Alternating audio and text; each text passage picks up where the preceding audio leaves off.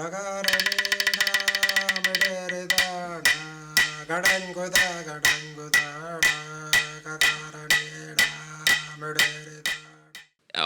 definitely not the main attraction up here today. I'm just going to do a bit of an introduction and sort of help guide the conversation. But I'll start by acknowledging the Kumbamerri people and the Yugambeh Nation more broadly as the traditional custodians of Mimbi here where we gather today. We're all from WA, so excited to be over here in your beautiful country. So I'll introduce our two speakers today who'll be sharing their experience with the I got all nervous. Mandugura Guruma Language and Significance Site Digitisation Project. That's a bit of a mouthful, but we might just call it the Cultural Mapping Project going into it. But we've got Tanya Stevens here. So she's the Managing Director and owner of Eastern Guruma. It's one of Australia's most successful Indigenous mining contractors. She's a Mandugura Guruma traditional owner and is super passionate about preserving culture and language, and really was the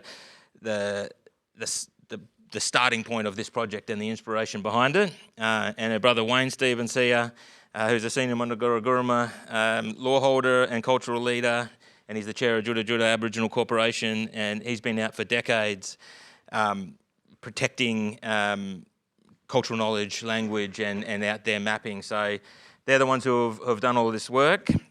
And today really it's just going to be a bit of a kind of an interview. We've got a video to show you of the product. But Tanya, I'll start with you. You came up with this idea to do the language project and the cultural mapping project. Do you want to tell us a bit of history about your father and the digital archive he created for your family and how it helped set the scene for this project? Yep. Okay, first of all, I'd like to acknowledge the traditional owner groups that we stand on today, but also I'd like to acknowledge the other traditional owner groups actually standing here as well today. About the cultural mapping and the cultural knowledge that we have. But first of all, we talk about power, truth, and future. The power is that we have the power, because our power is LORE. It's the law of the land. Not LAW, where law changes. Whoever gets into government, that changes. But LORE, set in concrete, and that's actually shapes our future. When you talk about the future, we're actually born into one. As an Aboriginal person, you're born into one, and that governance structure you. That gives you the structure, that's set in concrete, that doesn't change either. So you know your roles and responsibility. And you talk about the future, we as Aboriginal people, we've been brought up in this traditional background. We've been educated about the traditional values that we have, but also we have Western education, so we understand what goes into government and what law comes out with. So we are the people that holds the future because we can walk in two worlds. So when you're talking about walking in two worlds, understand what Western society holds for us. The law changes. Traditional, never change, set in concrete. So we are the people can actually swing and make those changes for the future. So talking about the cultural mapping, and I go on about my dad. My dad was a traditional owner, a very knowledgeable person, and was passionate about his knowledge and his tradition and his culture. Very passionate, and that's all he talks about, his culture, his connection to country, because country do have law. So he was actually the one that documented and did oral history, because when you have a look, our history was never recorded. It was the knowledge that actually get passed down, and it get passed down, and it still goes back to that old tradition that we practice, the customary law, that gives you the authority to start talking about your law and culture set in concrete. So he was passionate about that, and he did so much recording. So he did oral history in the Craft Library. And then he did other work as well with different traditional owner groups. So we had stacks and stacks of information. So what do we do with that information? How do we preserve it for the next generation? So I turned around and I drummed it into my young brother, because he's the one that carries the culture on and a knowledgeable one. So we got all that information. How do we put it together? So we made a template of the map. So we went and get these stories in songlines. So each map, each country has a story and the songline and the language. So we actually drop it into that. So we're preserving the future for the next generation and preserving the language, but there's no language speaker at the moment. So how do we preserve it? Make it basic, make our people know how to pronounce word, continue their culture, revive it, protect it. Thanks so much, Tanya. That's fantastic. Now, Wayne, over to you. You want to tell us a little bit about how the process went from there? Tanya talked about sort of getting the idea and getting it set up. want to tell us a little bit about how you did the work out on country? If you want to sing us some songs, you're more than welcome to. But yeah, just a bit of the process you went through to run the project over the last couple of years. Well, basically, a lot of the stuff. First of all, I'd like to thank the traditional owners, past and present, which the land we stand on here today. But I think it's just you go and search for your happiness when you basically find it at your doorstep. I've searched all over, so it's always on my doorstep, and it was, the memories of Dad. Really, it's just like, ever since, we were everywhere. I went with him everywhere, and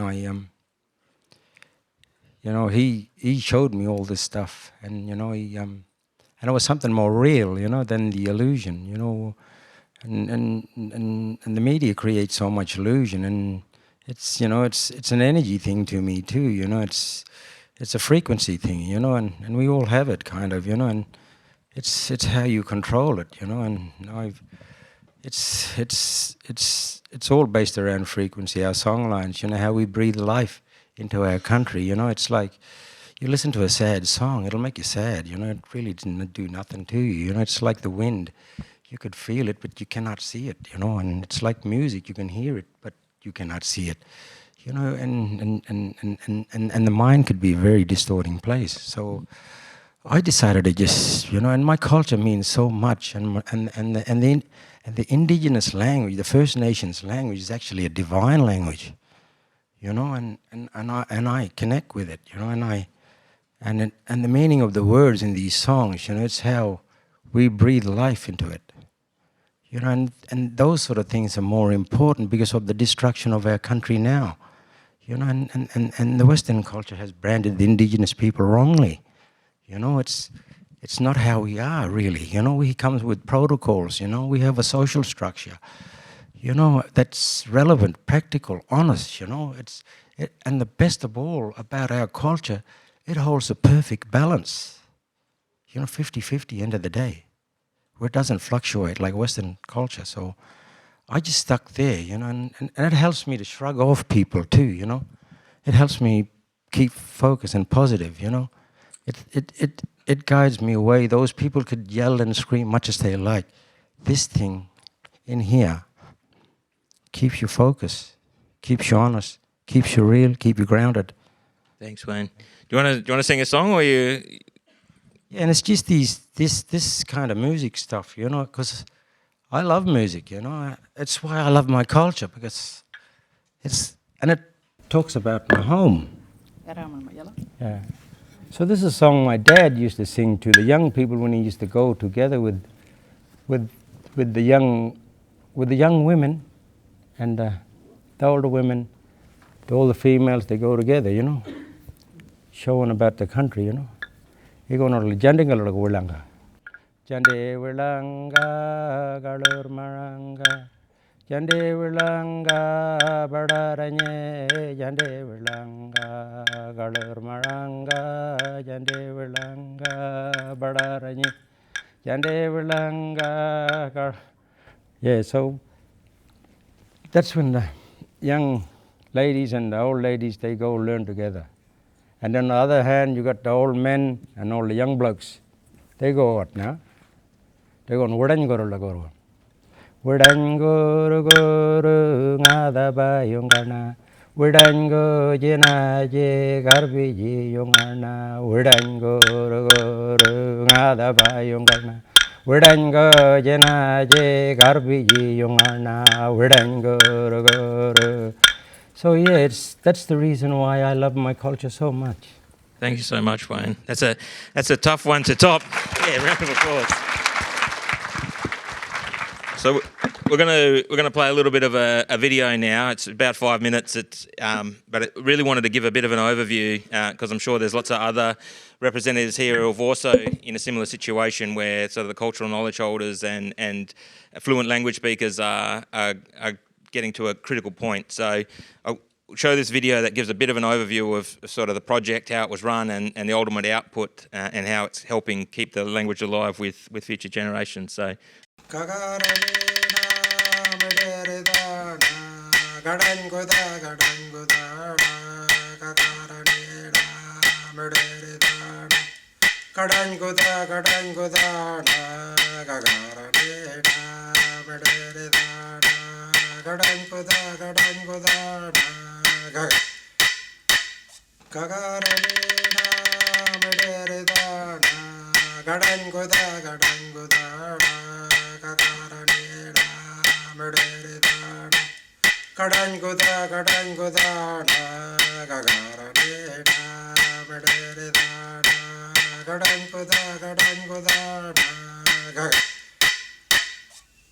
In 2021, Eastern Guruma embarked on a project to digitise our historic cultural archives and preserve them for future generations. An online platform was developed to hold and preserve this information, including the location of significant sites and the stories about the country handed down across generations. Rather than a simple database, we wanted this information to be easily accessible, engaging, and have incredible depth in the layers of material available. Starting with data gathered from community elders over 25 years ago, almost 300 significant sites were mapped.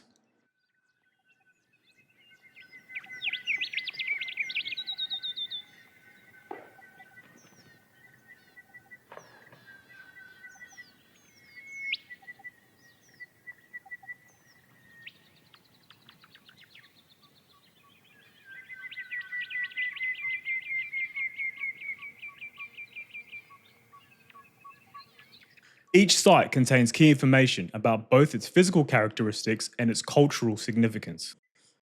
Users can listen to the pronunciation of the site name spoken by Montuguru Guruma elder Wayne Stevens.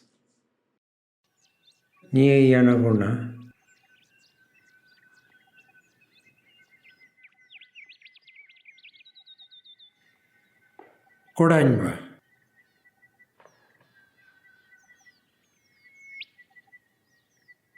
Punoruna.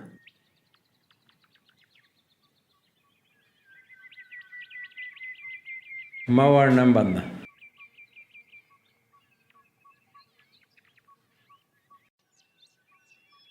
Pudari. Today, there are only a small handful of fluent language speakers. By integrating traditional language into this platform, we hope to help preserve our language for future generations. Short videos have been created for each of these sites with a mixture of stunning footage of the land, stories, and song.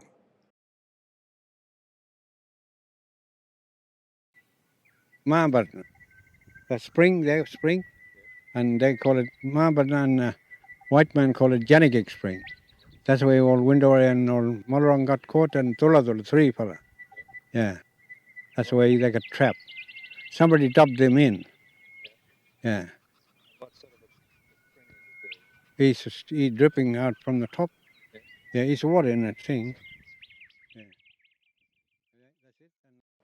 Each video is recorded in both traditional language and English, allowing the user to easily change between these two languages.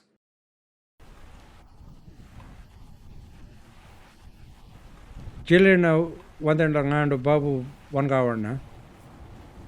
Wundunga wairala.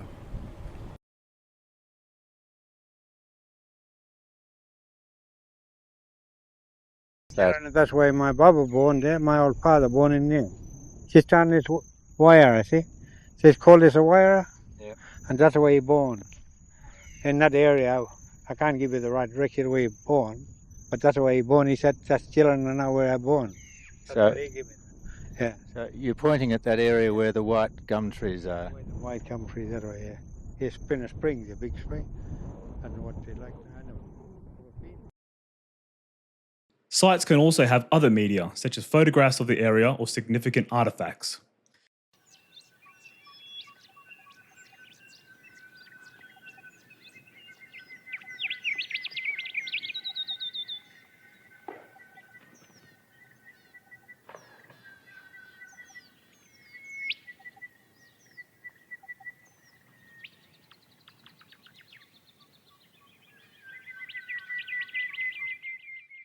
Many sites will also have historic or Dreamtime stories associated with them. We have documented many of these stories and continue to add more, along with rich video and photo media. These stories can be accessed from either the map or via the Stories Library. Either way, associated media or links to significant sites can be viewed to give users a complete picture. All sites and stories can also be easily searched for keywords. As an outcome of the mapping process, the project also delivered language resources and a series of children's books based on Montuguru Guruma traditional stories and associated teaching resources to support educational use within schools. As we continue to uncover and document our cultural history, we hope that this project will not only serve to preserve this information, but make it accessible and engaging for generations to come.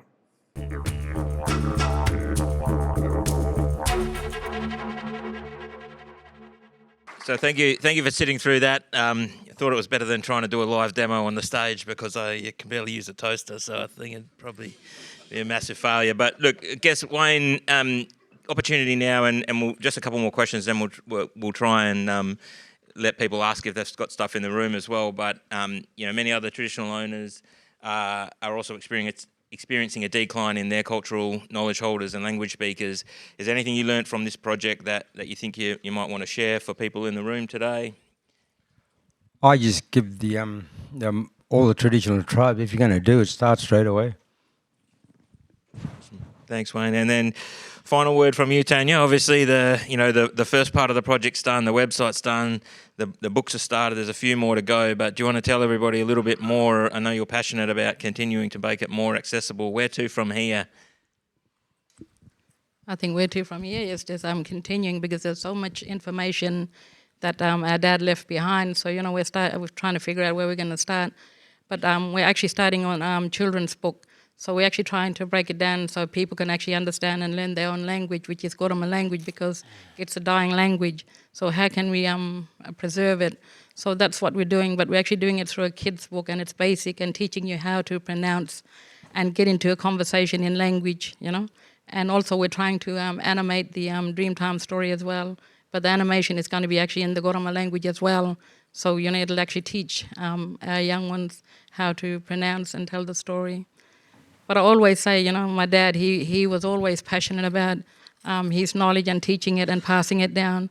And I always remember the trips that we actually did with Dad. And every time we go, as soon as he hit his country and boundary, he will actually start telling you the story. He will name the places in the language, and he'll actually sing the story, sing the song, and then he start telling you about the activities that actually happen. So it's preserving all the information we have, because when you have a look at the next generation, I think we're going to forget about it. So how can we preserve and protect it for the next lot of generation? So that's what we're actually trying to provide now, is to preserve all the knowledge that he's actually left behind. And there's so much information that we've got to get through and try and record it. And I always used to think, and the word he always say, white man's power is better than black fellas.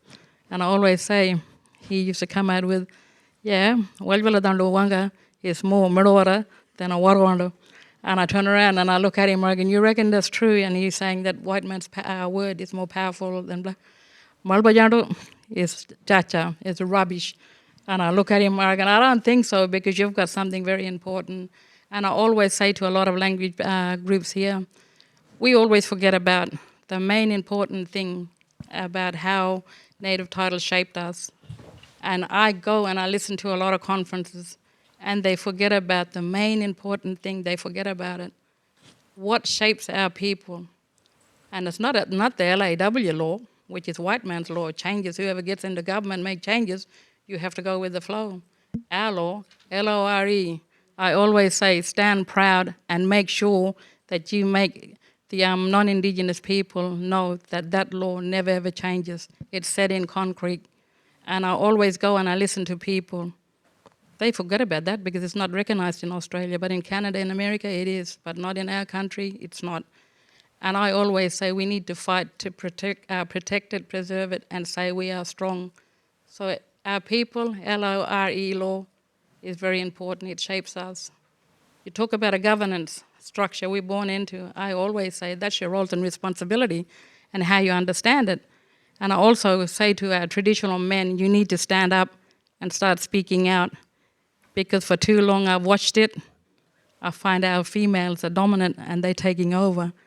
But you are the law carrier, you stand your ground and you fight for your right, because you guys are the leaders. And that governance, it structures us. Roles and responsibility, that's set in concrete. You cannot take that away from us. And the future, you guys, you have to shape it. Make sure to teach our next lot of generation that we can do it. And I say, Western education, traditional values, you are the people who can actually walk into a world and make it happen and shape the future for the next generation. And I always remember that, and I go, and I can, you're forgetting your main important ingredients, LORE, that shapes us. So men, I'm standing up, and make sure that you stand up and fight for your right, because you are the law carriers. And I look at females, once you've got a ochre paint on you, you're branded for life because you know how to carry it. And I always say preserve it and protect it. We've got a couple minutes left. If people have questions from the floor. Firstly, I'd like to thank you both for your presentation. It was lovely. My question is, how do you preserve those sites in the physical sense from desecration or vandalism or theft, that sort of thing? How do you do it in the physical sense? Given that your app shows the absolute location on the bottom, people can find that easily. How do you protect it in the physical sense? Well, you got to find it first. It's there, but you have to be a traditional owner to know exactly where. But we just leave it. But if somebody goes to tamper with it, it needs to be informed, and so they need to inform. It's like anything, you shouldn't really go touch somebody else's property, so unless you've been allowed. So, yeah. I think what you need to do is, you know that the site is there and you have to protect it. But I always look at environmentalists as well, have to be on board and make sure that you actually locate and map it, And then you make sure that the stories and the songlines and the language is so powerful that it needs to be protected, and understanding what activity actually happened there. So, that's important. Make sure that you grasp that knowledge and you really protect it and preserve it. And I always say environmentalists should come on board, help us, and protect it and preserve it. Thank you for that presentation and sharing your knowledge with us. It's really brilliant and impressive initiative. So my question is, and it's also interesting just after the culture heritage discussion we just had before, initiatives like this kind of gives that power back to the people, and then no matter what's happening on the white man law side, but preserving all of this cultural information kind of prepares you for the future. So with this experience, do you also planning to support other native title corporations or Aboriginal corporations in other parts of the regions? Because we come from Carpentaria region in the Southern Gulf, up in north. Currently, our PVCs are working hard on culture heritage and permit systems and that kind of models.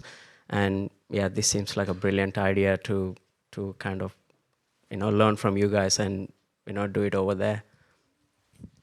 I mean, the short answer is look, we're happy to share the process that we went through and support for sure. So yeah, happy to chat further.